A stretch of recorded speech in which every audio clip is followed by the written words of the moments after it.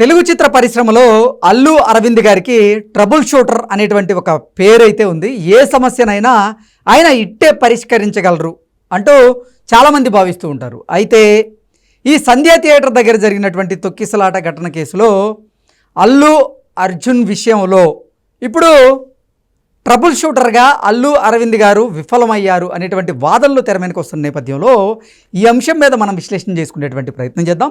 ప్రస్తుతం మనతో పాటున్నారు ప్రముఖ రాజకీయ విశ్లేషకులు అంకమ్మరావు గారు. సార్తో మాట్లాడదాం. సార్ నమస్తే. సార్ నమస్తే కృష్ణ. సార్, ఒక ప్రొడ్యూసర్గా అలాగే ఒక రాజకీయ విశ్లేషకులుగా మీరు చెప్పండి, అంటే అల్లు అరవింద్ గారికి ట్రబుల్ షూటర్ అనేటువంటి ఒక పేరైతే ఉంది. ఏ సమస్యనైనా ఆయన చాకచక్యంగా ఇట్లే పరిష్కారం చేసుకోగలరు అనేటువంటి పేరు నేపథ్యంలో తన సొంత కొడుకు అయినటువంటి అల్లు అర్జున్ ఈ అంశంలో ఆయన ట్రబుల్ షూటర్గా విఫలమయ్యారు అనేటువంటి వాదనలు అయితే తెర మీదకి వస్తున్నాయి. దీని మీద మీ విశ్లేషణ ఏంటి సార్? మీరు అన్న దాంట్లో సగం వరకు న్యాయం కనపడతానే ఉంది. ఎందుకంటే పాపం మామూలుగా చాలా విషయాల్లో కూడా మార్గం చూపించే వ్యక్తి. అలాగే చాలామందికి ఆంధ్ర రాష్ట్ర ప్రజలందరికీ తెలుసు, చిత్ర పరిశ్రమతో సంబంధం ఉన్న వాళ్ళకి తెలుసు. చిరంజీవి గారి విషయంలో అల్లు అరవింద్ గారు అంత చక్కటి ప్రణాళిక చేసుకొచ్చేసి చిరంజీవి గారు వేరు లేకపోతే అల్లు అరవింద్ గారు వేరు అనే పరిస్థితి నాకు తెలిసినంత వరకు ఇప్పుడు కూడా ఉంటుందని అయితే నేను భావించను. ఓకే, అంటే కుమారులు ఎక్కువచ్చారు కాబట్టి ఎవరి కాళ్ళు చిత్రకథానాయకులుగా వెలుగొంతున్నారు కాబట్టి దూరం ఉందని అనుకుంటారు. కానీ చిరంజీవి గారికి అల్లు అరవింద్ గారికి ఇంకా దూరం ఉందని అయితే మాత్రం నేనే భావించను. వాళ్ళ విషయంలో చాలా జాగ్రత్తగా చక్కని ప్రణాళికతో తీసుకొచ్చిన వ్యక్తి ఎవరైనా ఉన్నారు అంటే అరవింద్ గారు. అలాగే చిత్ర పరిశ్రమలో ఇతను చిన్న చిన్న విభేదాలు ఉన్నా కూడా ఒక పెద్దగా అతను ఉంటూ వచ్చేవాడు. అలాంటి వ్యక్తి మీరన్నట్టు కుమారుడి విషయంలో జరుగుతుందని చూస్తూ ఉంటే నిన్న అల్లు అర్జున్ గారి యొక్క పత్రికా సమావేశాలు ప్రసార మాధ్యమాలతో ఆయన మాట్లాడిన విధానం చూసిన తర్వాత, ఎవరో రాసిచ్చిన చదివిన తర్వాత వీళ్ళు కూడా ఇంత అమాయకంగా వాళ్ళ ఊబిలో ఇరుక్కుంటారా అని మాత్రం నాకైతే అనిపించింది. ఓకే, ఎందుకంటే ఇవాళ సాంకేతికంగా ఎంత పరిజ్ఞానం చెందిందో అందరం చూస్తూనే ఉన్నాం. క్షణంలో ప్రపంచం మొత్తం ఏం జరిగినా తెలిసిపోతూ ఉంది. అలాంటిది అతని చేత ఆ అబద్ధాలు ఎందుకు చెప్పించారు అనేది నాకు ఇప్పటికీ అర్థం కాని విషయం. అది ఆయన పక్కనుండి, అంటే అరవింద్ గారి కోణంలో ఆలోచిస్తే అరవింద్ గారి మాట అల్లు అర్జున్ వినలేదా ఓకే అనే అనుమానం కూడా వస్తూ ఉంది. అంటే ఇవన్నీ కూడా మనకు రెండోది దీంట్లో రాజకీయ అంశాలు ఇప్పుడు ముడిపట్టడం కూడా చాలా దారుణమైన విషయం. ఇప్పుడు ఈ సంధ్యా థియేటర్ దగ్గర జరిగినటువంటి తొక్కిసలాట ఘటన ఏదైతే అది పూర్తిగా రాజకీయ రంగు పులుముకుంది. అవును, అది చాలా తప్పు. అది నలుగురు వైఫల్యం చెబుతున్నాను నేను. ఎవరు సార్? మొట్టమొదటిగా పోలీసు వారు, రెండవది చిత్ర ప్రదర్శనశాల సిబ్బంది, థియేటర్ యాజమాన్యం, మూడోది అల్లు అర్జున్ గారు, నాలుగోది ప్రభుత్వం. కానీ ఇక్కడ మీరు చెప్తున్నట్లుగా పోలీస్ శాఖ కానీ అలాగే తెలంగాణ ప్రభుత్వం కానీ దానికి కారణం ముమ్మాటికి అల్లు అర్జున్ గారే అంటూ కూడా అస్సలు ఎట్టి పరిస్థితిలో ఒప్పుకోను నేను దాన్ని. ఎట్టి పరిస్థితిలో ఒప్పుకోను. అంటే బయట తొక్కిసలాట జరిగింది, ఒక మహిళ మృతి చెందిందంటూ పోలీస్ శాఖ అల్లు అర్జున్కి సమాచారం ఇచ్చినప్పటికీ అల్లు అర్జున్ వెళ్ళలేదంటూ కూడా పోలీస్ శాఖ చెప్తూ ఉంది. నేను చెప్పేది ఒకటేనండి, అసలు అల్లు అర్జున్ గారికి రావటానికి ప్రవేశానికి అక్కడ థియేటర్కి రావడానికి అవకాశం లేదు, ముందుగానే చెప్పాము, మీరు రావద్దు అని మేము చెప్పాము అని చెప్పని చెబుతున్నారు కదా. వచ్చిన వ్యక్తిని వాళ్ళు చూపించినటువంటి మామూలుగా ప్రసారంలో చూపించినటువంటి దానికన్నా మనం చూసుకుంటా ఉంటే వాళ్లే ఆయనకి దారి ఇచ్చేసి ముందుకు తీసుకెళ్ళిన క్రమం కనపడతా ఉంది కదా. అక్కడ ఎందుకు ఆపి ఆయన వెనక్కి పంపించలేదు, ఎందుకు అదుపులో తీసుకోలేదు? ఎగ్జాక్ట్లీ. అయిపోయిన తర్వాత మహిళ చనిపోయిన తర్వాత మళ్ళీ ఆయన ఓపెన్ టాప్ జీబ్లో వెళ్తుంటే ఎందుకు అదుపులో తీసుకోలేదు? నువ్వు నేను చేస్తే ఊరుకుంటారా?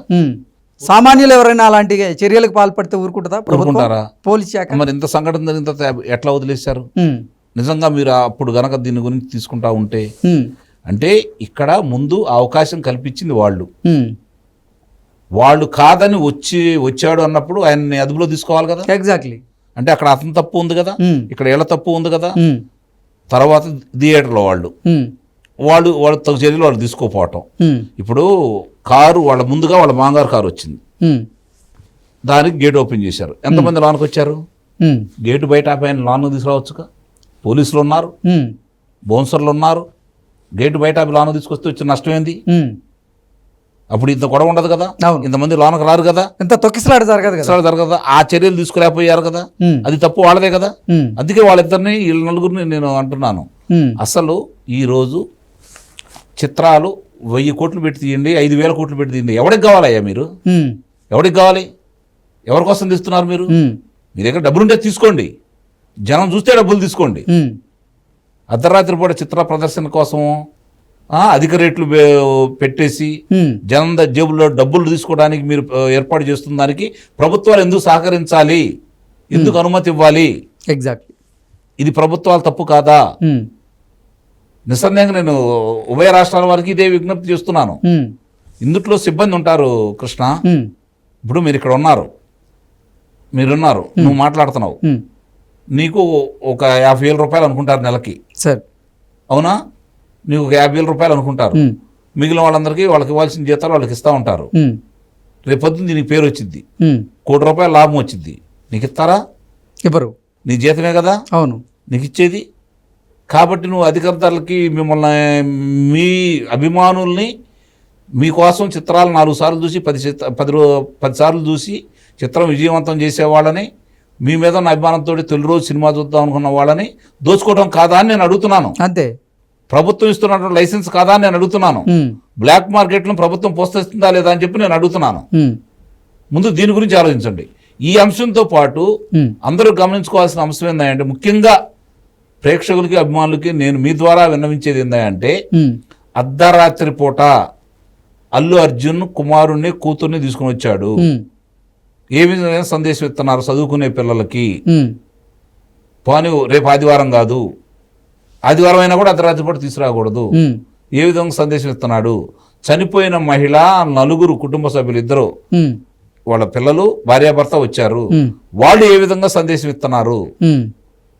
ఇంటికి దిక్కు ఆడమనిషి, ఇప్పుడు ఆ కోల్పోయిన ఆ కుటుంబానికి ఏ విధంగా సందేశం ఇస్తుంది ఆ మహిళ అయినా సరే?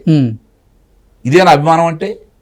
దీనికోసమైనా మీరు పిల్లల్ని ఈ విధంగా పెంచుతున్నారు? మీ పిల్లల్ని అభిమానం కూడా హద్దులు దాటుతుంది కదా. ఇది ఆలోచించుకోవాలి ప్రజలు కూడా, ప్రభుత్వాలు. ఇది కృష్ణ నేను చెప్తున్నాను, చాలా చిన్న విషయం దీన్ని కంట్రోల్ చేయడం అనేది. చిత్రాలు విడుదల సందర్భంగా కంట్రోల్ చేయడం అనేది కానీ, ప్రజలకి అందుబాటులోకి టికెట్లు తీసుకురావడం అనేది కానీ చాలా చిన్న విషయం, చాలా అంటే చాలా చిన్న విషయం. ప్రభుత్వాలు చిత్తశుద్ధిగా థియేటర్లో వాళ్ళు కనుక ఒక నిర్ణయానికి వస్తే చాలా చిన్న విషయం. ఎగ్జాక్ట్లీ. కానీ దాని గురించి ఎవరు పట్టించుకోవట్లేదు. ఇప్పుడే కాదు, ఇవాళ జరిగిందని కాదు, చాలా సందర్భాలు జరుగుతున్నాయి. రాజకీయ నాయకుల సమావేశాల్లోనూ జరుగుతున్నాయి, చాలా జరుగుతూ ఉన్నాయి. కానీ దాని గురించి చిత్తశుద్ధిగా ఆలోచించట్లా. ఇప్పుడు నువ్వు సభ నిర్వహిస్తావు, నువ్వు చిత్ర కథానాయకుడివి, చిత్ర నిర్మాతలు అందరూ సభ నిర్వహిస్తారు. సభలో ఏం జరిగినా మీదే బాధ్యత అంటే ఎవరిని పడితే వాళ్ళని అనుమతిస్తారా మీరు? ఎవరు కదా. అవును. ఎవరిని రావాలో వాళ్ళని అనుమతిస్తారు కదా. అభిమానులు అనుమతిస్తారు. అభిమానులకి సంఘాలు ఉంటాయి, ఆ సంఘాలలో వాళ్ళ పేర్లు ఉంటాయి, వాళ్ళ వరకు రాణిస్తారు. మీరేం చేస్తున్నారు? ప్రచారం కోసం ఎవరు పడితే వాళ్ళు రావడానికి అవకాశం కలగజేస్తున్నారు. ఎవరు పడితే వాళ్ళకి పాస్ ఇచ్చేస్తా ఉన్నారు. జనం వచ్చారంటే మీరు ఎందుకు ప్రచారం చేయాలి?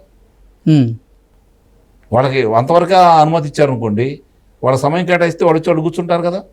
బయట ఎందుకుంటారు అసలు? వాళ్ళు ఎందుకుంటారు? ఎగ్జాక్ట్. మీరు గొడవ జరగాలని కోరుకుంటున్నారు. రాజకీయ నాయకులైనా సరే, చిత్ర పరిశ్రమకు సంబంధించిన వాళ్ళైనా సరే, ప్రచారం కోసం దీన్ని ఉపయోగించుకున్నారు, అమాయకులను బలి చేస్తూ ఉన్నారు. దీన్ని ప్రభుత్వం కఠినంగా ఒక నిర్ణయం తీసుకొని, న్యాయస్థానం కూడా ఒక నిర్ణయం తీసుకొని దీన్ని అదుపాజ్ఞలో పెట్టకపోతే ఇలాంటి ఉదంతాలు ఇంకెక్కువ జరుగుతాయి. ఎగ్జాక్ట్లీ. ఒక ఊరిలో, నగరాల్లో ఒకే చిత్ర ప్రదర్శనశాలలో ఒక చిత్రం విడుదలయ్యి ఇంతకంటే ఎక్కువ అభిమానులు వచ్చిన సందర్భంలో కూడా ఏ ఇబ్బందులు లేకుండా గడిచిపోయిన సందర్భాలు ఉంటే, ఇవాళ ఊరు మొత్తం పెద్ద నటుడు నటించే చిత్రాలు విడుదల చేస్తున్న సందర్భంలో అన్ని ప్రదర్శనశాలల్లో ఎందుకు మరి ఇప్పుడు ఇలా జరుగుతుంది? కాబట్టి ఇది పరిశ్రమ తప్పు ఉంది, ప్రభుత్వ పెద్దల తప్పు ఉంది, నిర్వాహకుల తప్పు ఉంది, పోలీసుల వారి తప్పు కూడా ఉంది.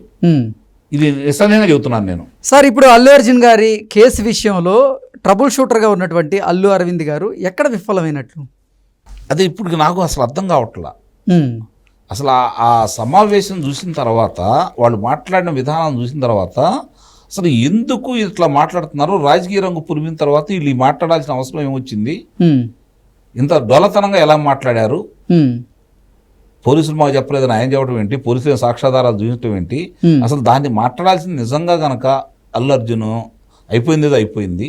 ఇప్పుడు నిన్న సమావేశంలో ఆయన ఏం మాట్లాడాలా, జరిగింది ఉదంతం, ప్రాణాన్ని నేను తీసుకురాలేను, తప్పు ఒప్పులు న్యాయస్థానాలు నిర్ణయిస్తాయి, ఆ కుటుంబానికి నేను అండగా ఉండాలనుకుంటున్నాను, ఏం చేయాలో నేను చెప్పాల్సిన బాధ్యత ఎంతో అని కూడా చెప్పాల్సిన అవసరం కూడా లేదు, చూసుకునే బాధ్యత నాది, వాళ్ళకి ఏ ఆర్థిక ఇబ్బందులు రాకుండా చూసుకునే బాధ్యత నాది, అతను వైద్య సదుపాయాలకు మొత్తం నేనే చూసుకుంటా ఉంటాను, జరిగిన సంఘటన బాధాకరం, భవిష్యత్తులో ఇలా చెయ్యను, నేను 20 సార్లు లేదా 30 సార్లు అని చెప్పాల్సిన అవసరం లేదు, భవిష్యత్తులో ఇలాంటి జరగదు, ప్రజలను ఇబ్బంది పెట్టి ఏ కార్యక్రమంలో నేను పాల్గొన్నానన్నట్టయితే ఈరోజు చాలా గొప్పగా ఉండేవాడు, చాలా వరకు అతని మీద ఉన్నదాన్ని కొట్టుకుపోయేది.